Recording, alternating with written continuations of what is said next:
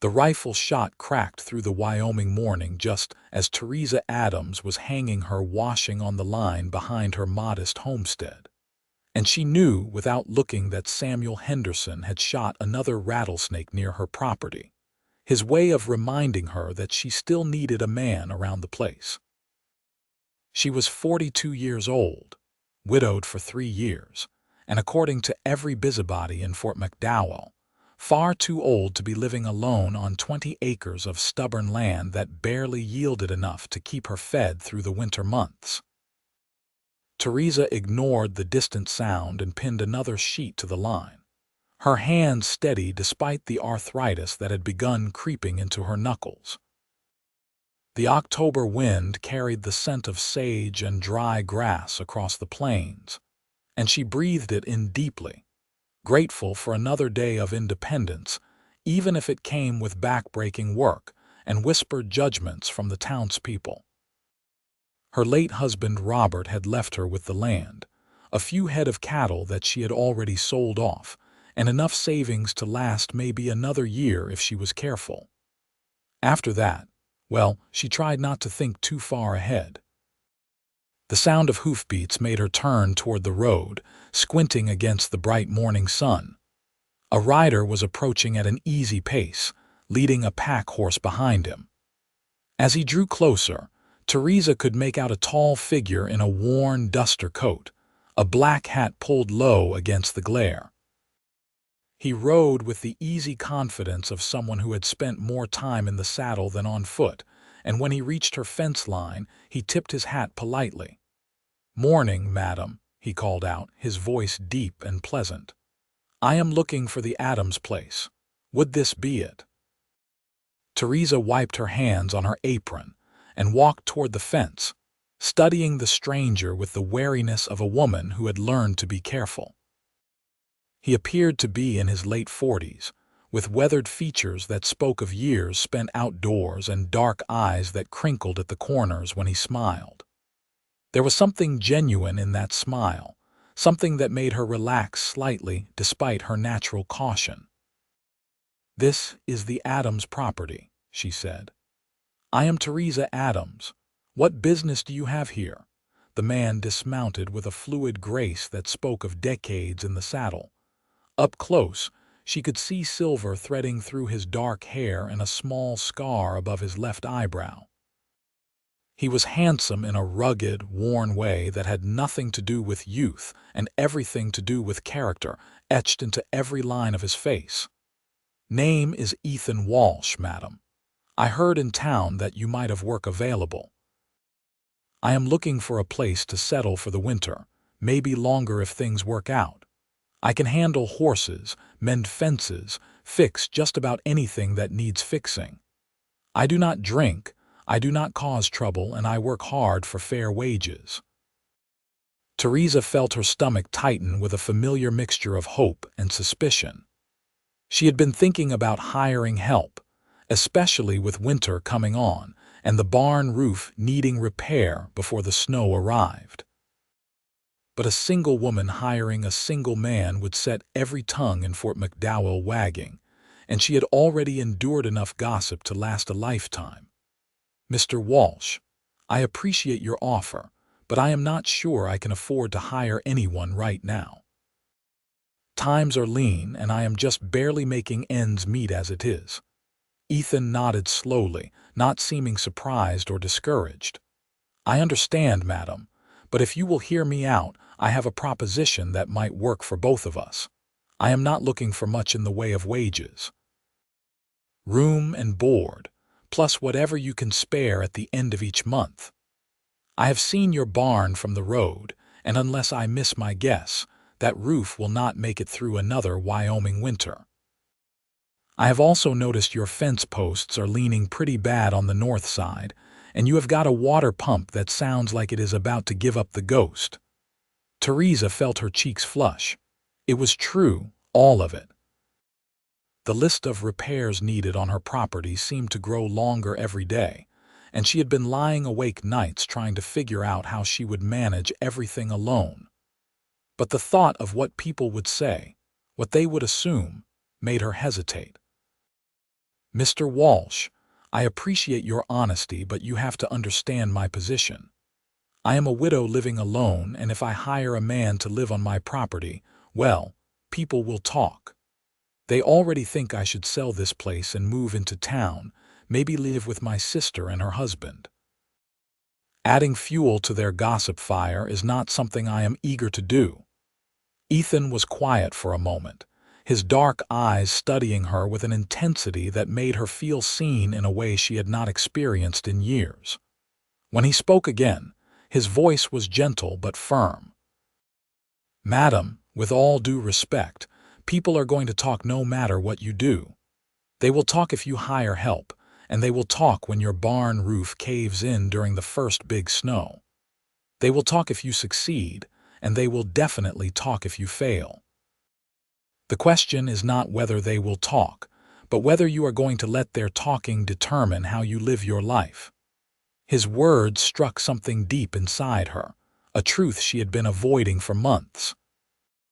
Theresa found herself looking at this stranger with new eyes, seeing not just a potential hired hand but someone who understood the impossible position she was in.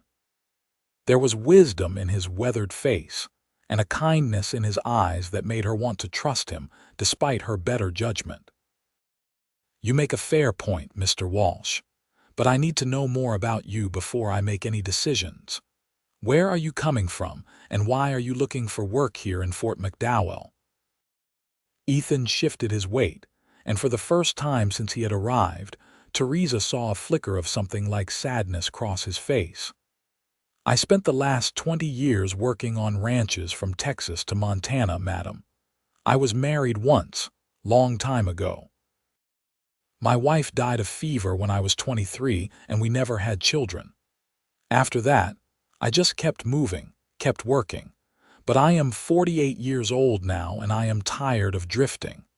I am looking for a place to put down roots, somewhere I can make a difference and maybe build something lasting. When I rode through Fort McDowell yesterday, I heard at the general store that you might need help. Seemed like it might be a good fit for both of us." There was such honest vulnerability in his words that Theresa felt her defenses crumbling. She recognized in him the same loneliness that had become her constant companion since Robert's death, the same desire for purpose and connection that kept her clinging to this difficult land, when the easier path would be to give up and move away. "All right, Mr. Walsh. I will give you a trial period of 1 month. There is a small room above the barn that my husband used to use for storage. It has a bed and a stove, nothing fancy, but it is weatherproof and warm enough. I can provide 3 meals a day, and at the end of the month, if we are both satisfied with the arrangement, I will pay you $20 and we can discuss a longer-term contract. Does that seem fair?" A smile spread across Ethan's face, transforming his features and making him look years younger. "More than fair, madam. You will not regret this, I promise you that." He extended his hand, and after a moment's hesitation, Theresa took it. His grip was warm and calloused, the handshake firm but not aggressive. Something passed between them in that moment, something that Theresa could not quite name, but that sent a small shiver up her spine. She pulled her hand back quickly, suddenly flustered. "You can stable your horses in the barn and get yourself settled in the room upstairs. I will bring you some fresh linens and show you where everything is. Dinner is at 6 o'clock sharp. I do not tolerate lateness or wasted food." "Yes, madam. I will be there promptly." As Ethan led his horses toward the barn, Theresa returned to her washing, her mind spinning with second thoughts and possibilities. She had just hired a strange man to live on her property based on nothing more than a handshake and her gut instinct. Samuel Henderson and the other neighbors would have a field day with this news. But as she pinned the last sheet to the line and watched Ethan efficiently unsaddle his horses and begin examining the barn with a practiced eye, she felt something she had not felt in a very long time: hope. By late afternoon, Ethan had already made his presence felt. Theresa watched from her kitchen window as he moved around the property with purposeful efficiency, examining the fence posts, checking the barn roof, and even taking apart her balky water pump to see what could be done to fix it. He worked with the quiet competence of someone who had spent a lifetime solving problems with his hands, and there was something deeply attractive about watching him move through his tasks with such focused attention. When 6 o'clock came, Ethan appeared at her back door exactly on time, his hands and face freshly scrubbed, his hat in his hands. Theresa had set 2 places at her small kitchen table, suddenly nervous about sharing a meal with this stranger who was no longer quite so strange. "Come in, Mr. Walsh. I hope you are hungry." "Starving, madam, and please call me Ethan. Mr. Walsh makes me feel like I should be wearing a suit and sitting in a bank somewhere." Theresa felt a smile tugging at her lips despite herself. "All right, Ethan, but only if you call me Theresa.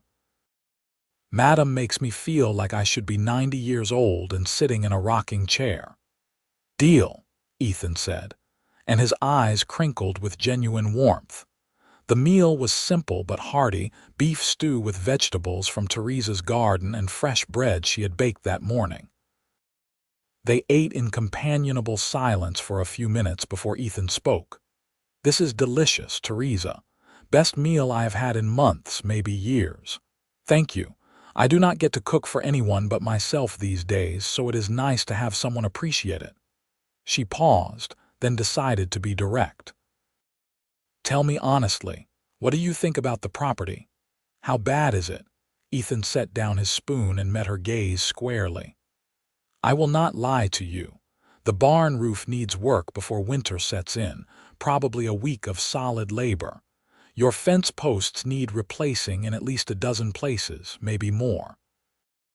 The water pump needs a new gasket, and some parts I can probably make myself. The chicken coop has a hole in the back that is inviting every fox and coyote for miles around, and your woodpile is nowhere near big enough to get you through a Wyoming winter." Theresa felt her heart sink.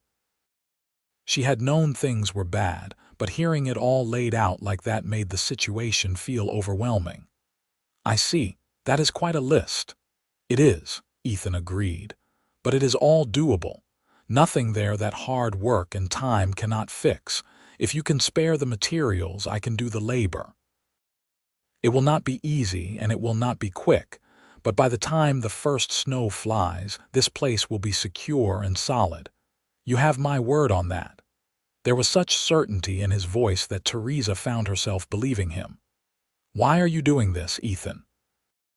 You could find work anywhere, probably for better wages than I can offer. Why choose a run-down homestead and a stubborn widow?"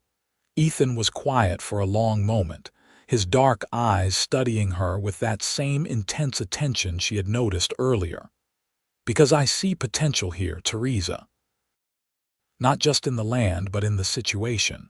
You need help and I need a purpose. That seems like a good foundation to build on, and for what it is worth, I do not think you are stubborn. I think you are brave. It takes real courage to hold on to something when everyone around you is telling you to let go."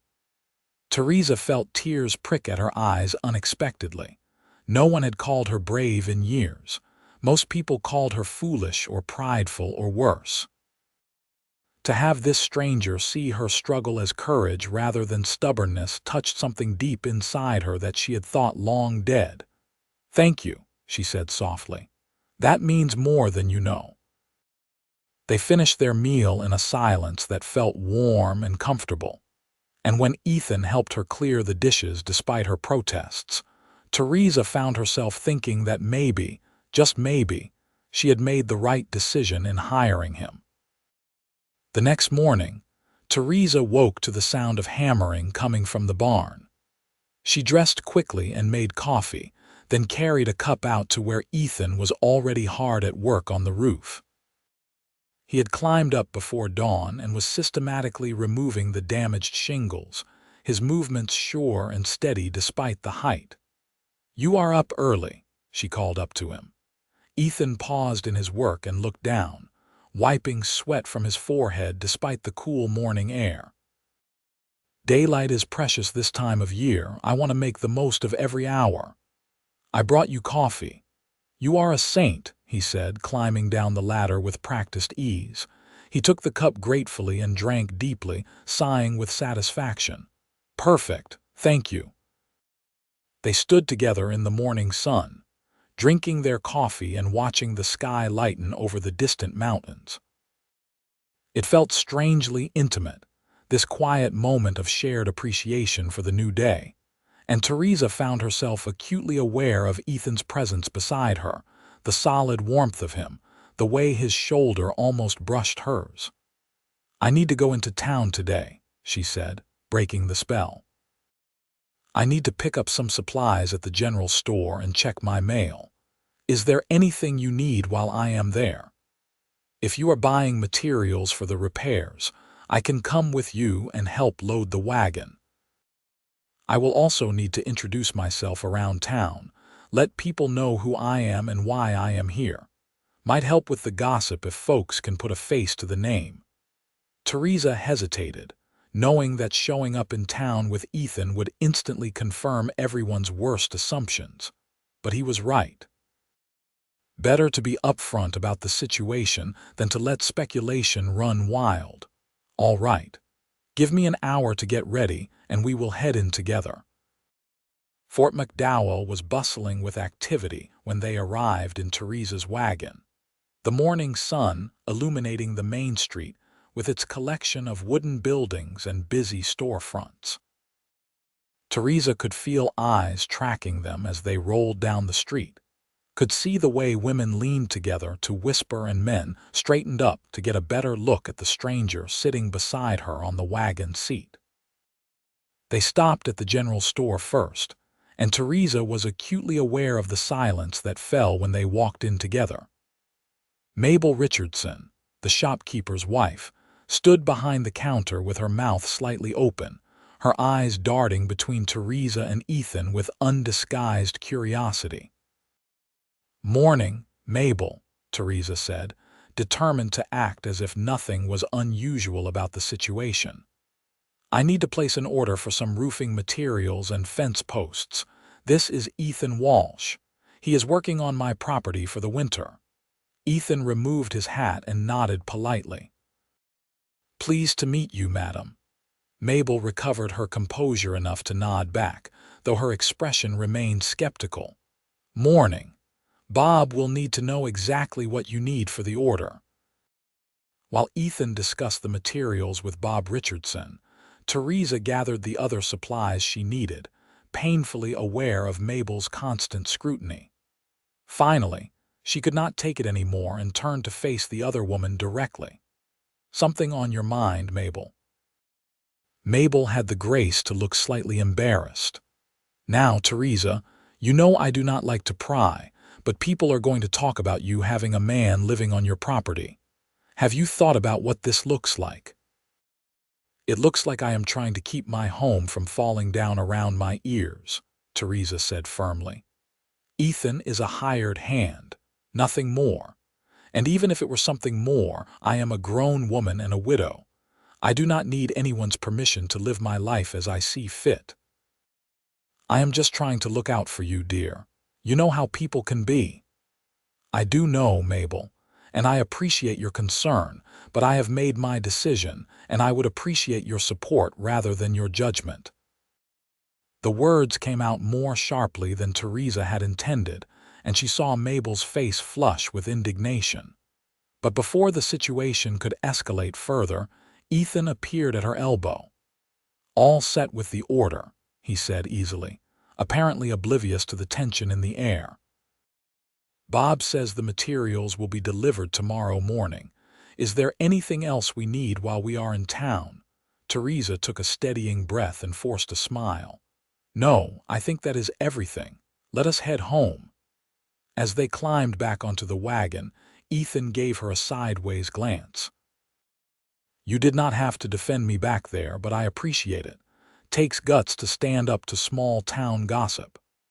"I was defending myself as much as you," Theresa said, snapping the reins to get the horses moving. "I am so tired of people thinking they have a right to comment on every decision I make.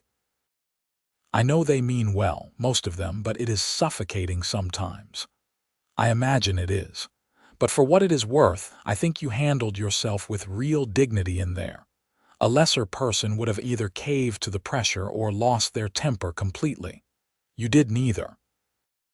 Theresa felt warmth spread through her chest at his words.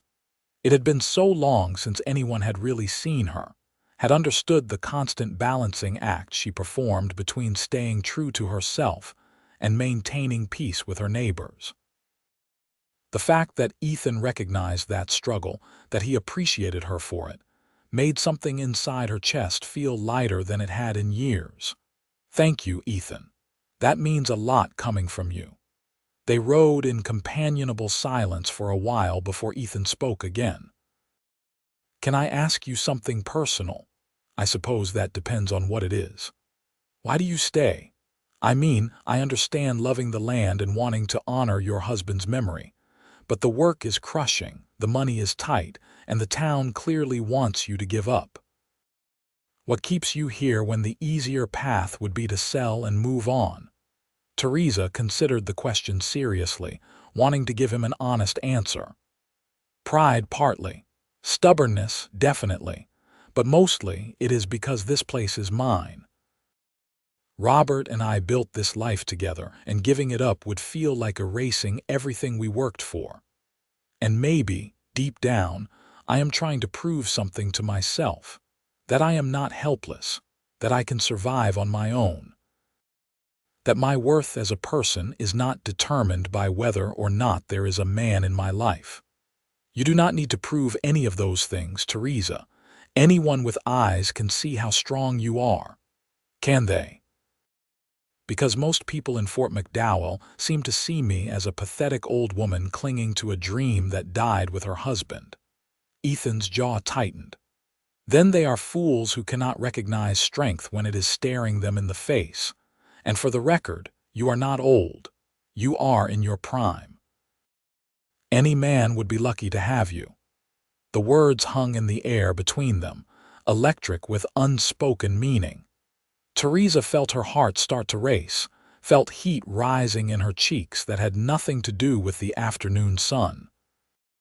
She risked a glance at Ethan and found him watching her with an expression that made her breath catch in her throat. "Ethan," she started, not sure what she was going to say. "I am sorry," he interrupted quickly. "That was inappropriate of me. You are my employer and I should not have said anything. Please forget I spoke." But Theresa knew she would not forget, could not forget, because for the first time in 3 long years, someone had looked at her and seen a woman instead of a widow, had seen possibility instead of pity. And despite every logical reason to keep her distance, despite knowing that opening her heart again could only lead to pain, she found herself wanting more of whatever this was growing between them. The materials arrived the next morning as promised, and Ethan threw himself into the work with renewed intensity. Theresa tried to focus on her own chores, tried to ignore the way her eyes kept drifting to where he worked on the barn roof, the play of muscles visible through his shirt as he hammered and lifted and built. She had been a married woman, had known the comfort of a man's touch and the warmth of shared intimacy. She had thought those feelings were buried with Robert, but apparently they had just been dormant, waiting for the right person to wake them up again. A week passed, then 2. The weather grew colder, and the first frost touched the ground each morning. Ethan worked from dawn to dusk, pausing only for the meals that Theresa prepared with increasing care, finding herself wanting to please him, wanting to see that smile of appreciation when he tasted something particularly good. They fell into an easy routine of shared meals and comfortable conversation, learning about each other in small increments that felt safe and manageable. Theresa learned that Ethan had been born in Colorado, that his father had been a cavalry scout, and his mother had died when he was young. He had learned to ride before he could walk, had spent his youth moving from fort to fort as his father's assignments changed. He had met his wife Sarah at a dance in Santa Fe, had married her after a whirlwind courtship of 3 months, and had lost her less than 2 years later to a fever that swept through the town where they were living. After that, he had drifted, unable or unwilling to put down roots anywhere that held memories of what he had lost in turn. Ethan learned that Theresa had grown up in Philadelphia, the daughter of a banker who had disapproved of her marriage to Robert Adams, a young man with more dreams than money. They had eloped when she was 20, had come west looking for opportunity and adventure. Robert had worked as a ranch hand, saving every penny until they could afford to file a claim on their own land. They had been happy, truly happy, despite the hardship and isolation. They had tried for children, but none had come, a source of quiet sorrow that Theresa had learned to live with. When Robert died suddenly of a heart attack at age 55, Theresa had been lost, drowning in grief and confusion. But she had decided to stay, to fight for the life they had built together, even if it meant fighting alone. "You must have loved him very much," Ethan said one evening over dinner, his voice gentle. "I did. He was a good man, patient and kind. He never made me feel less than because I could not give him children. He treated me like a partner in every way." Theresa paused, choosing her words carefully. "But it has been 3 years, Ethan. I will always love Robert's memory, but I am beginning to realize that I do not want to live the rest of my life alone, defined only by my grief. Is that wrong of me? Not wrong at all. I think it is the healthiest thing I have heard you say." Ethan reached across the table and covered her hand with his, the touch sending electricity up her arm. "You deserve to be happy, Theresa. You deserve to be loved and cherished for who you are right now, not who you used to be." "You really think so? Because I am 42 years old, Ethan. I have gray in my hair and lines on my face. I am not young and pretty anymore. I'm not sure I remember how to be anything other than a widow struggling to survive." Ethan's grip on her hand tightened. "You are wrong about so many things in that statement. I do not even know where to start. First, you are beautiful. Not in some girlish, shallow way, but in a way that comes from character and strength and lived experience. Every line on your face tells a story, and every gray hair was earned through hardship and perseverance. And second, you are not just a widow. You are a woman who has loved and lost and chosen to keep living anyway. You are someone who faces each day with courage even when it would be easier to give up. You are stubborn and proud and frustrating as hell sometimes, but you are also warm and generous and kind. And any man who cannot see that is a damned fool who does not deserve you." Theresa felt tears streaming down her face before she even realized she was crying. The words cut through all the armor she had built around her heart, all the protective layers she had wrapped herself in to survive her loneliness. She turned her hand over so their palms were pressed together and squeezed. "Ethan, I do not know what this is between us, but I am scared. I am scared to hope, scared to want something that might be taken away. I do not think I could survive losing someone else I care about. I know. I am scared too. But Theresa, what if we are both so busy being scared that we miss out on something wonderful? What if this is our second chance, the one we did not think we would get? Do we really want to waste it because of fear?" He had a point, and Theresa knew it. She had spent 3 years playing it safe, keeping everyone at arm's length, protecting herself from the possibility of more pain. But in doing so, she had also shut herself off from the possibility of joy, of connection, of love. Was she really going to let fear dictate the rest of her life? "No," she said softly. "I do not want to waste it, but Ethan, we need to be smart about this. The town already gossips about us. If we actually become involved, it will get worse. I can handle the talk, but I need to know you can too. I need to know you are serious about this, that you are not going to change your mind and ride off when things get difficult." Ethan stood and came around the table, gently pulling Theresa to her feet. He cupped her face in his calloused hands, his dark eyes boring into hers with an intensity that made her knees weak. "I am 48 years old, Theresa. I have spent the last 25 years drifting because I did not have anything worth staying for. But I am done drifting. I want to stay here with you and build a life that matters. I want to wake up every morning and see your face. I want to work this land alongside you and make it prosper. I want to prove to you and everyone else that it is never too late for love, never too late to start over. If you will have me, I am all in. No reservations, no second thoughts. People will say terrible things. They will say I hired you just to warm my bed. They will say you are using me for a place to stay. They will say we are both too old to be acting like lovesick youngsters. Let them say whatever they want. Their opinions do not matter. The only thing that matters is what we feel, what we choose. And I choose you, Theresa. If you will choose me back." Theresa looked into his eyes and saw nothing but sincerity and hope, and something deeper that made her heart swell. She thought of all the lonely nights ahead, all the years she might spend as a widow if she was too afraid to reach for happiness. She thought of Ethan's steady presence, his kindness, the way he made her feel alive again after so long feeling like a ghost, and she made her choice. "I choose you too," she whispered, and then his lips were on hers, gentle at first and then deeper, more urgent. It was the kiss of two people who had waited too long, who had suffered too much, who had finally found in each other a reason to hope again.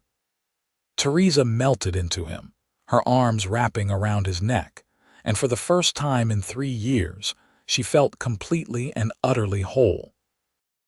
When they finally broke apart, both breathing hard, Ethan rested his forehead against hers. "I promise you, Theresa, I will spend every day making sure you never regret this choice. I believe you. And Ethan, thank you for seeing me. For looking past the age and the widow's weeds and all the other things that made everyone else dismiss me. Thank you for thinking I am worth fighting for. You are worth everything," he said simply, and kissed her again. The next morning, Theresa woke with a lightness in her chest that she had not felt in years. She dressed with extra care, fixing her hair and even adding a touch of the rose water perfume she had not worn since Robert died. When she went downstairs to start breakfast, she found Ethan already in the kitchen, stoking the fire in the stove. "Morning," he said, his face lighting up when he saw her. "I thought I would get the coffee started." "You are spoiling me," she said, but she was smiling. "Good. You deserve to be spoiled." He crossed to her and pulled her into his arms, kissing her thoroughly before releasing her with a satisfied sigh. "I have been thinking about something." "Oh, what is that?" "I know we have only just admitted our feelings, and I do not want to rush you into anything you are not ready for. But Theresa, I do not want to keep sleeping in the barn. Not because of impropriety or what people think, but because I want to be close to you. I want to wake up beside you and fall asleep holding you. I want all of it, the whole life. So I am asking, and you can absolutely say no if it is too soon, but will you marry me? Will you let me be your husband in every way that matters?" Theresa felt her breath catch. It was fast, ridiculously fast by any reasonable standard. They had known each other less than a month. But she was 42 years old and he was 48, and they were not naive youngsters who needed years of courtship to understand what they wanted. They were both adults who had loved and lost, who understood the preciousness of time and the importance of seizing happiness when it presented itself. "Yes," she said, the word coming out strong and clear. "Yes, I will marry you, Ethan Walsh. I will not waste another day being afraid when I could be living instead." Ethan let out a whoop of joy that made her laugh, then swept her off her feet and spun her around the kitchen. When he set her down, his eyes were suspiciously bright. "You have made me the happiest man in Wyoming. Hell, in the whole country. When should we do this?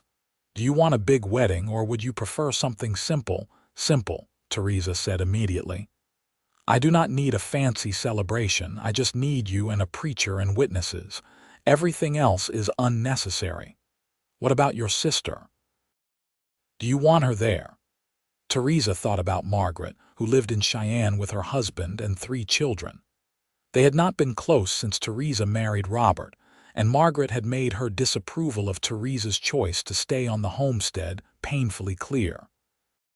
Still, she was family, and Theresa supposed she should at least be invited. "I will send her a telegram letting her know. If she wants to come, she can. But I am not going to wait for her approval or blessing. We can get married as soon as we can arrange it with the minister. This week, then. Let us go into town today and talk to Reverend Miller. The sooner you are officially my wife, the better." They rode into Fort McDowell later that morning, and Theresa felt every eye in town tracking their progress. She held her head high, refusing to be cowed by the whispers and stares. Ethan helped her down from the wagon with exquisite courtesy, then offered his arm as they walked toward the small church at the end of the main street. Reverend Miller was in his study, working on his sermon for Sunday when they knocked. He was a kind-faced man in his 60s, one of the few people in Fort McDowell who had never judged Theresa for her choices. "Theresa, Mr. Walsh, what brings you by today? We would like to get married, Reverend," Theresa said without preamble. "As soon as possible if you can arrange it." The Reverend's eyebrows shot up in surprise, but to his credit he recovered quickly. "I see. Well, that is wonderful news. Do you have witnesses arranged?" "Not yet. We were hoping you might have suggestions. I can witness myself, and my wife would be happy to stand up for you as well." "When were you thinking of doing this?" "Tomorrow, if possible," Ethan said. "We do not see the point in waiting." Reverend Miller studied them both carefully, and Theresa could see him trying to decide whether to voice concerns or respect their decision. Finally, he nodded slowly. "All right. Tomorrow at 2 o'clock, if that suits you. I have to say, Theresa, I am happy to see you moving forward with your life. Robert would not have wanted you to spend your remaining years alone and grieving. And Mr. Walsh, I expect you to treat this woman with the respect and love she deserves. Every single day, Reverend. You have my word on that." They spent the rest of the day making preparations. Theresa had nothing suitable to wear for a wedding, but she dug out her best dress, a deep blue wool that brought out the color of her eyes. She mended a small tear in the sleeve and pressed it carefully, her hands shaking slightly with a mixture of nerves and excitement. That evening, as they sat together after dinner, Ethan took both her hands in his. "Are you sure about this, Theresa? I do not want you to feel rushed or pressured. If you need more time, I will wait as long as you need. I am sure. I have spent 3 years being alone, Ethan. 3 years of cold nights and colder dawns. 3 years of pretending I did not need anyone, that I was strong enough to handle everything by myself. I am done pretending. I want this. I want you. I want us. Then tomorrow you are going to be Theresa Walsh, and I am going to be the luckiest man alive." They spent that night in separate beds, honoring the proprieties one last time, though Theresa found it almost impossible to sleep. Her mind kept racing with thoughts of the future, of all the ways her life was about to change. She was both terrified and exhilarated, feeling more alive than she had in years. The next afternoon, Theresa and Ethan stood before Reverend Miller in the small church, with the Reverend's wife and 2 surprised parishioners who had happened to be present serving as witnesses. The ceremony was simple and brief, But when Ethan slipped a plain gold band on her finger and promised to love and cherish her for the rest of their days, Theresa felt tears streaming down her face. "I now pronounce you husband and wife," Reverend Miller said with a warm smile. "Ethan, you may kiss your bride." And he did, thoroughly and tenderly, while Theresa's heart soared with a joy she had thought she would never feel again. They emerged from the church into the late afternoon sunshine to find a small crowd had gathered, word having spread through town with the speed of wildfire that the widow Adams was getting married. Samuel Henderson stood at the front of the group, his face twisted with disapproval. "That was mighty quick, Theresa," he called out. "Some folks might say suspiciously quick. Makes a person wonder if maybe there were other reasons you needed to marry in such a hurry." Theresa felt Ethan tense beside her, but she laid a calming hand on his arm. She was not going to let Samuel's petty insinuations ruin her wedding day. "Samuel Henderson, I am a 42-year-old widow who has just married a decent, hard-working man. If you are implying what I think you are implying, you should be ashamed of yourself. Ethan and I are both adults who know our own minds. We do not need your approval or anyone else's. Now, if you will excuse us, we have a life to start living." She swept past him with her head held high, Ethan at her side, and heard a smattering of applause from some of the onlookers. Not everyone in Fort McDowell disapproved, apparently. There were a few people who were genuinely happy for her, who understood that love did not have an expiration date. They rode back to the homestead as husband and wife, and when Ethan carried her over the threshold of the small house that was now their shared home, Theresa felt something inside her chest unlock, a tension she had been carrying for so long that she had forgotten it was there. "Welcome home, Mrs. Walsh," Ethan said, setting her gently on her feet. "It feels strange to be called that, but good strange, right strange." She looked up at him, at this man who had appeared in her life like an answer to a prayer she had not known she was praying. "Thank you for this, Ethan. For choosing me, for making me believe that I deserve happiness. You deserve everything, Theresa, and I am going to spend the rest of my life making sure you have it." He kissed her then, deep and slow and full of promise, and Theresa kissed him back with all the pent-up longing and hope and desire she had been suppressing for so long. They made their way upstairs to the bedroom, hands fumbling with buttons and laces, and came together with a passion that spoke of long denial and newfound freedom. It was not the awkward coupling of strangers, but the reunion of two souls who had been searching for each other across time and distance, finally finding home in each other's arms. Later, as they lay tangled together in the darkness, Ethan's fingers traced lazy patterns on Theresa's shoulder. "What are you thinking about?" he murmured. "I am thinking about how different my life looked 24 hours ago. How lonely I was. How certain I was that this part of my life was over, that I would never be held like this again, never be loved like this again. And I am thinking about how grateful I am that I was wrong. I am grateful too. Grateful that I heard about you in town. Grateful that you took a chance on me. Grateful for every choice that led us both to this moment. What happens now, do you think? Will the gossip die down eventually, or are we going to be the scandal of Fort McDowell for the foreseeable future? Honestly, I do not care. Let them talk. Let them think whatever they want. We know the truth, and that is all that matters. We found each other against all odds. We chose happiness when it would have been easier to stay alone. That is not something to be ashamed of. That is something to celebrate." Theresa turned in his arms so she could see his face in the moonlight streaming through the window. "I love you, Ethan Walsh. I probably have no business saying that after only a month, but it is true. I love your strength and your kindness, and the way you see the best in me even when I cannot see it myself. I love you too, Theresa." I think I started falling for you the moment you stood up to Mabel Richardson in the general store, refusing to apologize for living your life on your own terms. That is when I knew you were someone special, someone worth building a life with." They made love again, slower this time, savoring each touch and kiss, learning the landscape of each other's bodies with patient attention.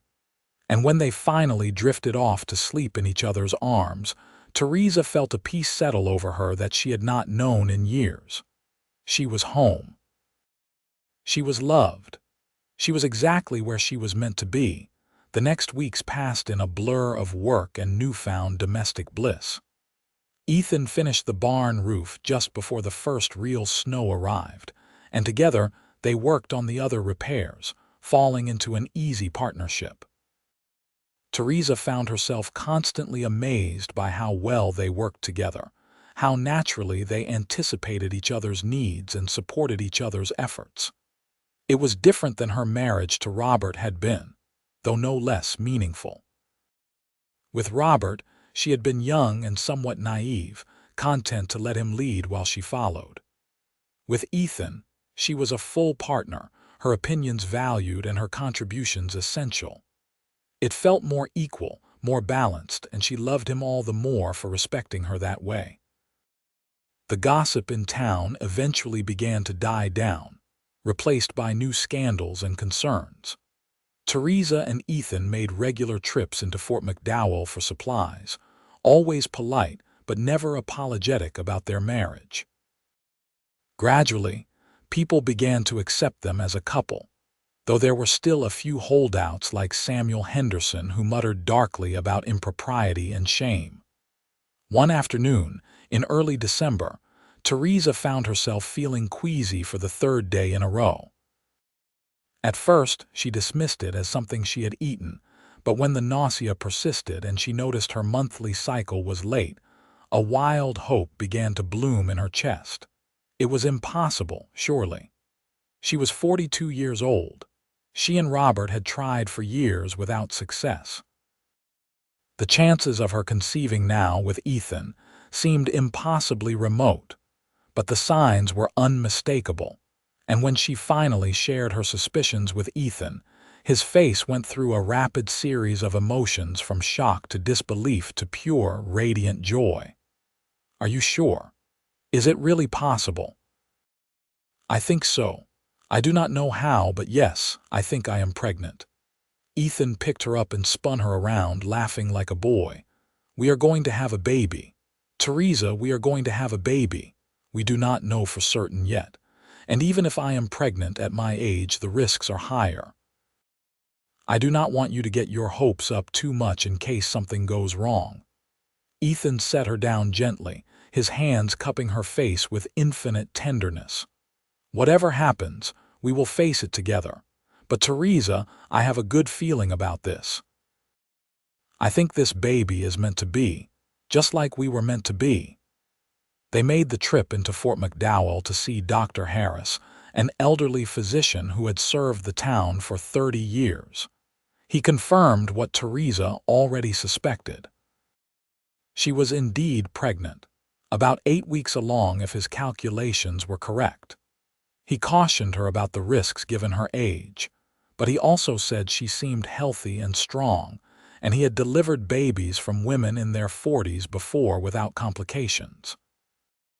"You take care of yourself, Mrs. Walsh," he said kindly. "Rest when you need to, eat well, and do not overdo the heavy work. This is a blessing, no matter what anyone might say." As they left the doctor's office, Theresa noticed Mabel Richardson standing across the street, clearly having witnessed their visit. By evening, the entire town would know that the new Mrs. Walsh was expecting a baby.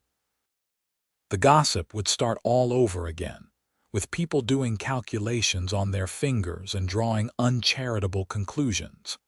But as Ethan helped her into the wagon and wrapped a blanket around her shoulders against the cold, Theresa found she simply did not care what anyone thought. She was carrying the child she had always wanted, married to a man she loved deeply, and finally living the life she had dreamed of for so long. "Are you worried about what people will say?" Ethan asked as they headed home. "Not anymore. Let them count on their fingers and whisper behind their hands. We know the truth. This baby was conceived in love, in marriage, as a blessing we never expected but are grateful to receive. That is all that matters. You are amazing, you know that. The way you refuse to let other people's small-mindedness diminish your joy. It is one of the things I love most about you. I learned it from you. You taught me that life is too short to waste on fear and worry about what others think. You taught me to reach for happiness with both hands and hold on tight." The winter passed slowly but peacefully.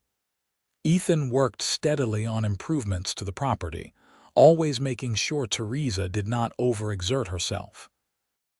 He doted on her shamelessly, bringing her tea in the mornings, rubbing her swollen feet in the evenings, and talking to her growing belly about all the adventures they would have together once the baby arrived.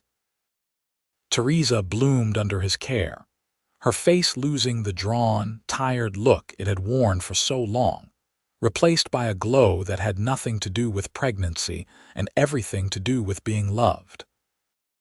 In March, a letter arrived from Theresa's sister Margaret, the first communication they had received from her since Theresa had sent the telegram announcing her marriage.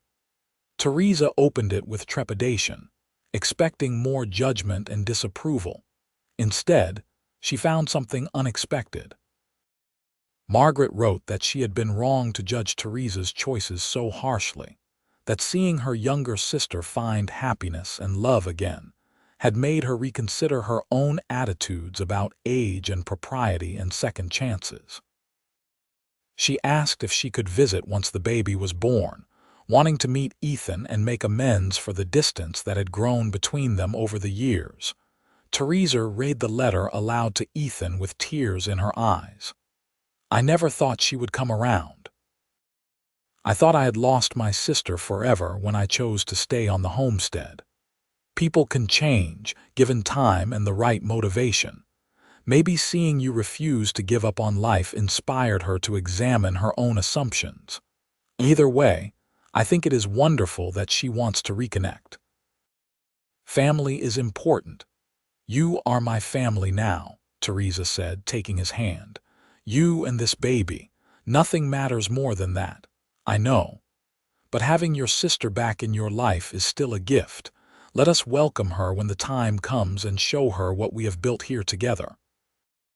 As spring arrived and the snow melted, revealing the bones of the land beneath, Theresa felt her own body transforming, preparing for the life growing inside her. She was 7 months along now, her belly round and full, the baby kicking vigorously enough that Ethan could feel it when he placed his hands on her stomach at night. They had turned the small spare room into a nursery, and Ethan had built a beautiful wooden cradle that rocked gently on curved runners. In late May, with the wildflowers blooming across the prairie and the air sweet with the promise of summer, Theresa went into labor. Ethan rode hard into Fort McDowell to fetch Dr. Harris and returned with both the doctor and Mabel Richardson, who had surprised everyone by volunteering to help with the birth. Whatever reservations Mabel had once harbored about the marriage seemed to have evaporated, replaced by genuine concern for Theresa's welfare. The labor was long and difficult, made more so by Theresa's age, but she drew on reserves of strength she had not known she possessed. Ethan stayed by her side throughout, holding her hand, wiping her forehead with cool cloths, and murmuring encouragement even when she screamed at him that this was all his fault. And finally, after nearly 20 hours of labor, their son entered the world with a lusty cry that announced he was healthy and strong and ready to take on life. "You have a boy," Dr. Harris said, placing the squirming, red-faced infant on Theresa's chest. "A fine, healthy boy." Theresa looked down at her son through tears of exhaustion and joy, hardly able to believe this was real. She had a child. After all the years of longing and disappointment, after giving up hope entirely, she was holding her baby in her arms.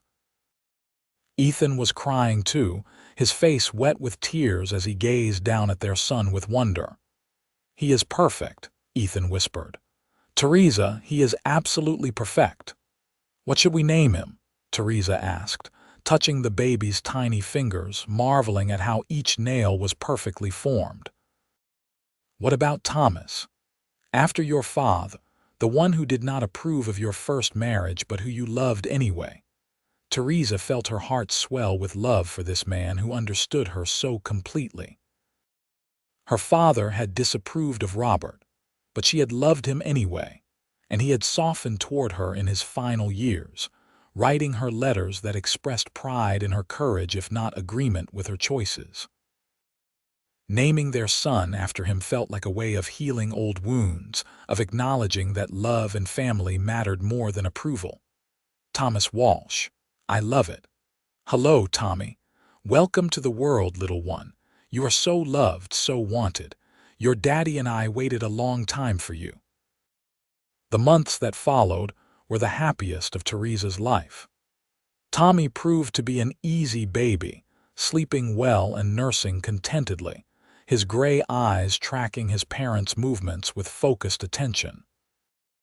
Ethan was a devoted father, walking the floor with Tommy when he was fussy, changing nappies without complaint, and singing soft cowboy ballads to lull him to sleep. The sight of Ethan's big, calloused hands cradling their tiny son never failed to make Theresa's heart overflow with love. Margaret visited in July as promised, bringing her husband and children with her. The reunion between the sisters was tearful and healing, with Margaret apologizing repeatedly for her previous judgments and expressing genuine happiness at how well Theresa's life had turned out. The children adored their new cousin, and even Margaret's somewhat stiff husband unbent enough to compliment Ethan on the improvements to the property, and acknowledge that he seemed to be a good man. "I am sorry I did not see it before," Margaret told Theresa during a quiet moment while the men were outside and the children were napping. "I was so caught up in what was proper, and what people would think that I forgot the most important thing, which is that you deserve to be happy. Looking at you now, seeing how you glow when you look at Ethan, watching the two of you together with Tommy, I realize you have something rare and precious. Do not ever take it for granted." "I do not. Believe me, after years of loneliness, I appreciate every single moment of this life we have built together. And Margaret, thank you for coming, for giving Ethan a chance. It means more than you know. He is a good man and he clearly adores you. That is all that matters in the end." As autumn arrived again, marking a full year since Ethan had first ridden up to Theresa's fence line, they celebrated their anniversary quietly with a special dinner after Tommy was asleep. They sat together on the porch in the cooling evening air, watching the sun set over the mountains, and reflected on how much had changed in such a short time. "A year ago, I was a drifter with no home and no purpose," Ethan said, his arm around Theresa's shoulders. "Now I have everything I could ever want. A wife I love more every day, a son who amazes me, and a place to call home. You gave me all of that, Theresa. I think we gave it to each other. You reminded me that life is not over just because you have reached a certain age. You showed me that love can come at any time, in any form, if you are brave enough to reach for it. Before you came, I thought the best parts of my life were behind me. Now I know they are just beginning. What do you want for the future? More children, if we are blessed with them. Expanding the property. Growing old together on this land we both love. Yes to all of it. More children would be wonderful if it happens, though at 43, I am not counting on it. And yes to growing this place into something we can be proud of, something we can eventually pass on to Tommy and any siblings he might have. But mostly, I just want more of this. More quiet evenings watching the sunset, more mornings waking up beside you. More of the ordinary, extraordinary life we have built together. That is enough. That is everything. Ethan pulled her closer and kissed the top of her head. You know what the best part is? When I first came here and people started talking, saying you were too old for romance, saying we were both ridiculous for thinking we could start over, I knew they were wrong. You were not too old for romance. You were right on time. We both were. We found each other at exactly the moment we were both ready, both open to the possibility of love. And look what we created from that willingness to hope. Theresa felt tears prick her eyes as she looked around at their home, at the well-maintained property that had been falling apart a year ago, at the light glowing in the window of the nursery where their son slept peacefully. Ethan was right. The timing had been perfect, even if the rest of the world had not been able to see it. They had found each other when they both needed rescuing, when they were both brave enough to try again despite past heartbreak and present obstacles. They were wrong about everything, she agreed softly. And I am so grateful they were. The years that followed were not without challenges. The winters were harsh, the work was endless, and there were always setbacks and disappointments that came with trying to make a living from the land. But through it all, Theresa and Ethan faced everything together, their partnership growing stronger with each obstacle overcome. They learned the rhythms of each other's moods and needs, developed the shorthand of long-married couples who could communicate with a glance or a touch, and built a life that was rich in the things that truly mattered, even if it was never rich in monetary terms. When Tommy was 2, Theresa became pregnant again, and this time she gave birth to a daughter they named Sarah, after Ethan's first wife. It felt right to honor that young woman who had been lost too soon, to acknowledge that past love did not diminish present happiness, but rather informed and enriched it. Little Sarah had her father's dark eyes and her mother's stubborn chin, and she kept them all on their toes from the moment she learned to walk. The property slowly transformed under their combined efforts. Ethan proved to be not just a skilled laborer, but also a visionary planner, seeing possibilities in the land that Theresa had never imagined. They began raising horses in addition to the small cattle herd they maintained, and Ethan's reputation for training quality mounts spread throughout the territory. The income from the horse sales allowed them to make improvements, to hire occasional help during the busiest seasons, and to finally feel financially secure for the first time since Robert's death. By the time Theresa was 48 and Ethan was 54, they had built something remarkable. The homestead that had been barely surviving was now thriving, a testament to what could be accomplished through partnership and perseverance. Tommy was 6 years old and already following his father around like a shadow, learning everything he could about horses and ranching. Sarah was 4, a whirlwind of energy and opinions who kept everyone in line. One evening in late summer, after the children were in bed, Theresa and Ethan sat on the porch as they often did, enjoying the cool breeze and the spectacular display of stars overhead. Theresa leaned against her husband, feeling the solid warmth of him, and thought about how different her life might have been if she had listened to all those voices telling her to give up, to sell the property, to accept that her life was effectively over once Robert died. "What are you thinking about?" Ethan asked, as if sensing the direction of her thoughts. "I am thinking about choices and timing and luck. If you had ridden through Fort McDowell a month earlier or a month later, we might never have met. If I had sold the property like everyone wanted me to, we would not have had a reason to connect. If either of us had been too afraid to take a risk on love, we would have missed all of this." She gestured to encompass the peaceful evening, the comfortable home, the life they had built together. "I do not think it was luck," Ethan said thoughtfully. I think it was meant to be. We were both searching for something without knowing exactly what it was, and we found it in each other.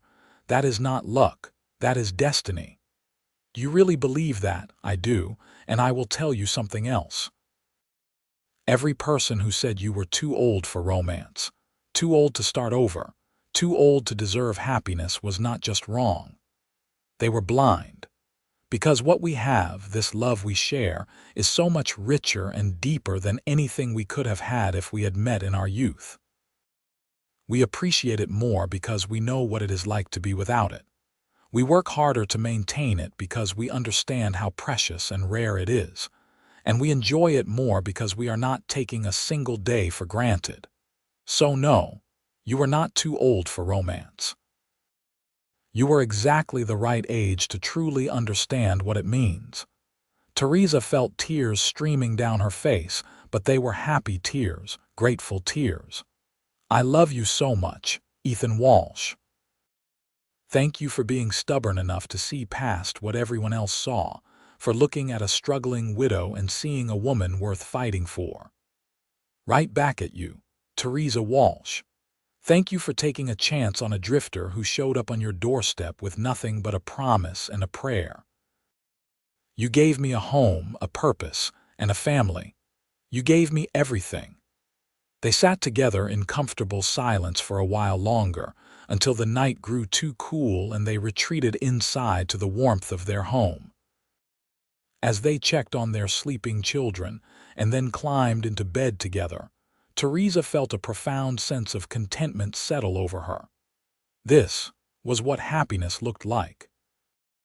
Not a fairy tale ending with everything perfect and easy, but a real life shared with someone who loved you completely, flaws and all.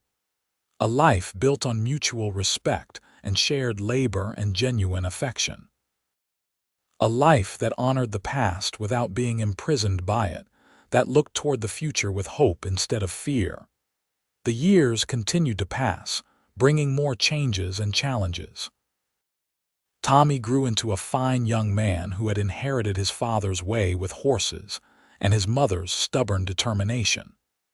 Sarah proved to be as strong-willed as her namesake must have been, with a quick mind and an independent spirit that both frustrated and delighted her parents. They added to the house, expanding it to accommodate their growing family and the hired hands who worked for them during the busy seasons.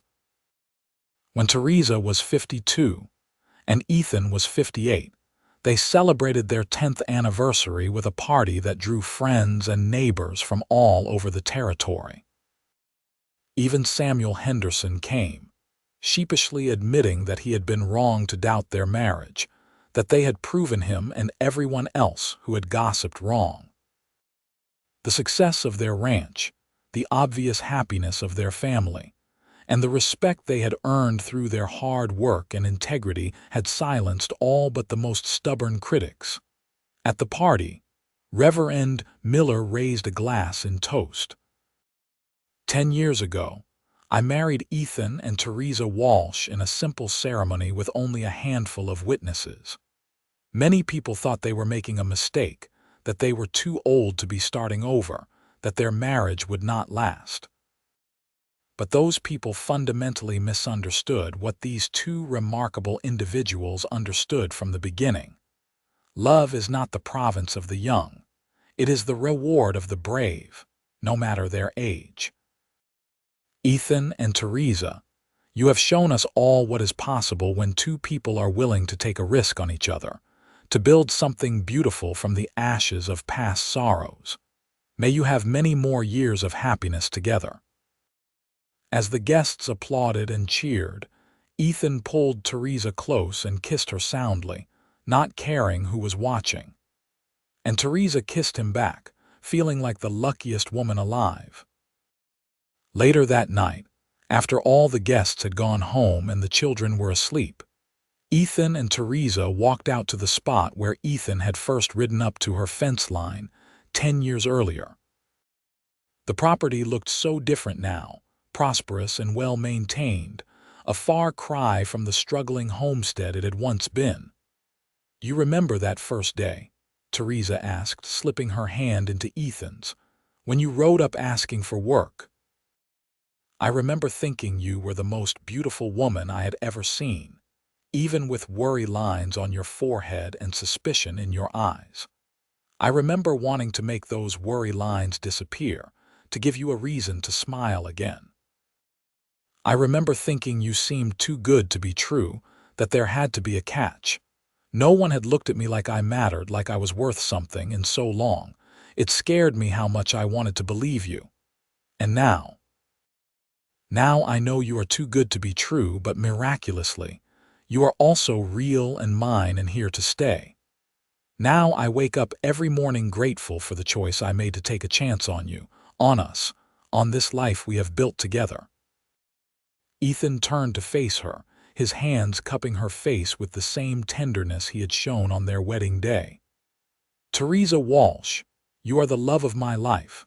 Not the first love, but the forever love. The one I was meant to find, meant to cherish, meant to spend my life with. Thank you for seeing past my weathered face and drifter ways to the heart underneath. Thank you for believing we could make this work when everyone else doubted. Thank you for every day of these 10 years, and thank you in advance for all the years still to come. You make it sound like I did you a favor, but it was equal, Ethan. You saved me just as much as I saved you, maybe more. I was drowning in loneliness and grief, barely surviving each day. You gave me a reason to truly live again. You reminded me that my story was not over just because I had lost one chapter. You showed me that the best parts might still be ahead if I was brave enough to reach for them. They kissed under the stars, two people who had found each other against all odds and built something lasting from the ruins of past heartbreaks. And as they walked back to their home hand in hand, Theresa sent up a silent prayer of gratitude for the day a cowboy had ridden into her life and refused to believe she was too old for romance, choosing instead to show her she was exactly the right age for the love of a lifetime. The following years brought their share of trials, as all lives do. There were droughts that tested their resilience, harsh winters that challenged their preparedness, and the inevitable losses that come with time. Ethan's father, who he had reconnected with late in life, passed away peacefully in his sleep at the age of 84. Theresa's sister Margaret lost her husband to pneumonia, and Theresa opened her home to Margaret for several months while she grieved and figured out her next steps. Through it all, Ethan and Theresa faced each challenge as they always had, together, their partnership the bedrock upon which everything else was built. Tommy married at 23, bringing home a sweet-faced young woman named Elizabeth who fit into the family as if she had always been there. Sarah proved to be more interested in books than ranching, and with her parents' support, she went east to attend a women's college, one of the first in her family to pursue higher education. Both children credited their parents' example for giving them the courage to follow their own paths, to believe that they could build lives that honored their true selves rather than conforming to what others expected. When Theresa was 60 and Ethan was 66, they became grandparents for the first time when Tommy and Elizabeth welcomed a baby boy they named Ethan, after his grandfather. Holding her grandson for the first time, Theresa was overwhelmed by the continuity of it all, the way love and life kept flowing forward, each generation building on the foundation laid by those who came before. "Can you believe it?"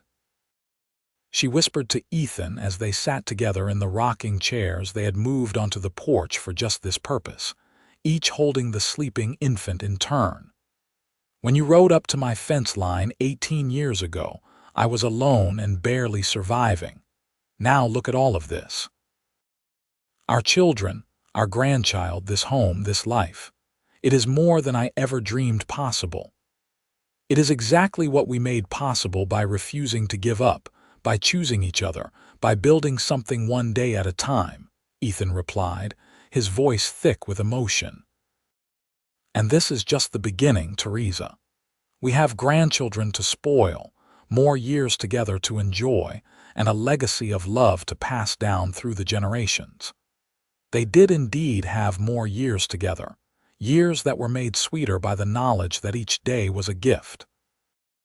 They slowed down as time demanded, hiring younger men to do more of the heavy work while they focused on the planning and management. They traveled occasionally, taking a trip to San Francisco that Theresa had always dreamed of and visiting Sarah at her college back east. But they always returned gratefully to their Wyoming homestead, to the land they had rebuilt together, to the place where they had found each other and created a life worth living. When Theresa was 68 and Ethan was 74, they celebrated their 26th wedding anniversary surrounded by children, grandchildren, friends, and neighbors. The party was held in the big barn that Ethan had rebuilt all those years ago, and as Theresa looked around at all the faces, all the love, she felt her heart might burst with gratitude. Tommy stood to make a speech, his own children clustered around his legs. "When I was a boy, I remember people in town talking about my parents, saying their marriage would not last, that they were foolish to think they could build a life together. Those people did not know my mother's strength or my father's dedication. They did not understand what it means when two people truly commit to each other, when they choose each other every single day through good times and bad. My parents taught me that love is not about age or timing or what other people think. It is about finding someone who sees you, truly sees you, and choosing to walk through life together. That is what they did, and they have built something beautiful in the process." So here is to Ethan and Theresa Walsh, the best parents, the best grandparents, and living proof that it is never too late for love. As everyone cheered and raised their glasses, Ethan stood and pulled Theresa to her feet, folding her into his arms for a kiss that was both tender and passionate, despite their advanced years. The crowd erupted in good-natured hoots and hollers, and Theresa laughed against Ethan's lips, feeling 20 years old again in the best possible way. That night, lying in bed in the darkness, Ethan's arms around her as they had been for 26 years, Theresa reflected on the journey that had brought them here. All the pain and loss that had preceded their meeting had been real and terrible, but it had also been necessary, shaping them into the people they needed to be to build this life together. If she had met Ethan when she was young and naive, fresh off her elopement with Robert, she would not have appreciated him the same way. If he had met her before he had spent those decades drifting and searching, he might not have recognized what he had found. "Are you happy?" Ethan asked softly, his breath warm against her hair. "Happier than I have any right to be. You, beyond happy, content, fulfilled, grateful, all of those things and more. You know what I think about sometimes?" "What?" "I think about the moment when I made the decision to stop in Fort McDowell instead of riding through like I had originally planned. I was going to keep going, head up to Montana for the winter. But something made me stop at that general store, made me ask if there was any work available. And Bob Richardson mentioned you, mentioned that you might need help but probably could not afford to hire anyone. And instead of riding on like I should have, I rode out to your place. That one decision changed the entire course of my life. If I had kept riding, I would have missed all of this. I would still be alone, still drifting, still searching for something I could not name." Theresa turned in his arms so she could see his face in the moonlight. "I think about that too. I think about how close I came to turning you away that first day, how scared I was of what people would say, how convinced I was that the best parts of my life were behind me. If I had let fear win, I would have missed out on 26 years of love and partnership and joy. I would have spent the rest of my life alone, never knowing what we could have built together. But you did not let fear win. Neither of us did, and that has made all the difference. All the difference in the world, Theresa agreed and kissed him softly. They held each other in the darkness, two hearts beating in sync, two souls that had found their home in each other. Outside, the wind whispered across the prairie they both loved, carrying with it the promise of tomorrow and all the tomorrows after that. And inside, in their warm bed in their sturdy home, Theresa and Ethan Walsh drifted off to sleep, grateful beyond measure for the day a cowboy had looked at a struggling widow and seen not someone too old for romance, but someone who was exactly right on time for the love of a lifetime. The final years of their lives together were gentle and sweet, marked by the slow rhythm of days spent in each other's company. They watched their grandchildren grow, welcomed new great-grandchildren, and took profound satisfaction in knowing that the legacy they were leaving behind was not just land or material wealth, but a model of what love could be when two people were brave enough to choose each other, despite the obstacles. Ethan passed away peacefully in his sleep at the age of 81, with Theresa holding his hand. The grief was terrible, a rending of her heart that left her gasping for breath. But even in her sorrow, she was grateful. Grateful for the 29 years they had shared. Grateful for the love that had transformed both their lives. Grateful that she had been brave enough to take a chance on a cowboy who had ridden up to her fence line asking for work and had given her so much more. She lived another 3 years after his death, surrounded by children and grandchildren who made sure she was never alone. And when she finally joined Ethan in death at the age of 75, she went peacefully, with a smile on her face and his name on her lips. At her funeral, Tommy read from a letter his mother had written years before, to be opened after her death. If you are reading this, then I have gone to join Ethan, and I hope you are not too sad. I lived a long life, and most of it was happy. The first part was not easy, and there were years when I thought I would never smile again. But then a cowboy rode up to my fence line and asked for work, and everything changed. People said I was too old for romance, too old to start over, too old to deserve a second chance at love. But that cowboy looked at me and saw something different. He saw a woman worth fighting for, a partner worth building a life with, a heart worth claiming. And because he had the courage to look past what everyone else saw, we built something beautiful together. We built a family, a home, and a love that lasted through decades of joy and sorrow. So if you take anything from my life, let it be this. It is never too late for love. It is never too late to start over. It is never too late to be brave. Find your person, whoever they are and whenever they come into your life, and hold on to them with everything you have.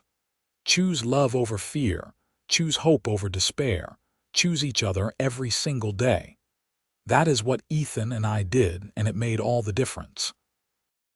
As the family gathered after the service, sharing stories and memories of Theresa and Ethan, young Ethan, now a man of 27, stood at the fence line where his grandfather had first arrived all those decades ago. He looked out over the prosperous ranch, the well-maintained buildings, the horses grazing peacefully in the distance, and he thought about the courage it must have taken for both his grandparents to choose each other when the whole world was telling them they were making a mistake. His own wife came to stand beside him, their infant daughter in her arms. "What are you thinking about?" she asked gently. "I am thinking about how lucky we all are that Grandpa decided to stop in Fort McDowell that day, that Grandma decided to take a chance and hire him, that they both chose love over fear. If they had not, none of us would be here. This ranch would not exist. This family would not exist.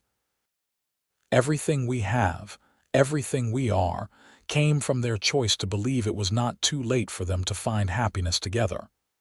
It is a beautiful legacy. It is, and I want to honor it by living the same way they did. By choosing you every day, by building something lasting with you, by being brave enough to reach for happiness even when it is scary or difficult or unpopular. That is what they taught us, not just with their words but with their lives. That love is always worth fighting for, no matter what anyone else thinks.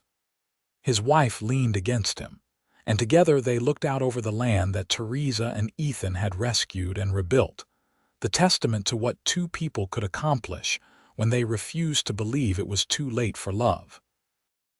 The setting sun painted everything in shades of gold and amber, and in that moment, standing at the fence line where it had all begun, young Ethan felt his grandparents' presence so strongly it almost took his breath away. They had said she was too old for romance, that her time had passed, that she should accept her fate as a lonely widow and give up on dreams of love and partnership. But the cowboy had said something different. He had looked at her and seen not age but experience, not decline but potential, not an ending but a beginning. And because he had the courage to say she was right on time for him, they had built something that would echo through the generations, a legacy of love that proved once and for all that it is never, ever too late to start again. As the last light faded from the Wyoming sky and the family began making their way back to the house for the gathering, young Ethan whispered a quiet thank you to the grandparents who had given him and so many others the gift of their example. Then he took his wife's hand, kissed his daughter's soft head, and walked toward the house that Ethan and Theresa Walsh had built together, knowing that their love story would live on in every choice he made. Every day he chose hope over fear. Every moment he remembered that love is always, always worth the risk.